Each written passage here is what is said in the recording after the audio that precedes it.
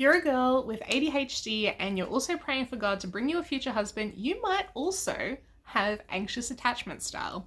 Now, maybe you've heard of this, maybe you haven't, but let me explain briefly what it is. So there's a few different attachment styles. There's a secure attachment style, there's anxious, there's avoidant, and then there's like disorganized, which is kind of a whole bunch of all the bad ones. So securely attached people are able to be in relationships, and when there is some sort of break in the relationship, they're not like freaking out thinking that that person's going to leave them at the drop of a hat, whereas an anxiously attached person might be constantly scanning for somebody to leave. And this often has to do also with early childhood experiences. Maybe a parent was narcissistic, abusive, or maybe they were avoidant and would often leave.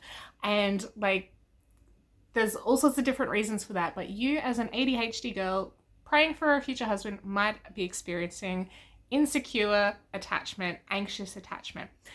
And my recommendation for this is going to sound kind of cliche, but it's so life-changing, and that is to center your focus on Jesus. Now, during 2020 in Melbourne, during lockdowns, I was alone in that city without anyone I really knew, certainly not any really healthy friendships, and certainly no family members or romantic relationships or anything going on. And I believe that God brought me into that place in that time so that I would really deep dive into my relationship with Jesus and learn to see him as a good father. And that's exactly what happened. I had a lot of free time, and I ended up really beginning to have a secure attachment relationship with God the Father as my heavenly Father. And because I don't have a really great relationship with my earthly father, I haven't seen him in a long time, and it's just been really rocky for my entire life, one way or another. And I really needed that time to deep dive into my relationship with God.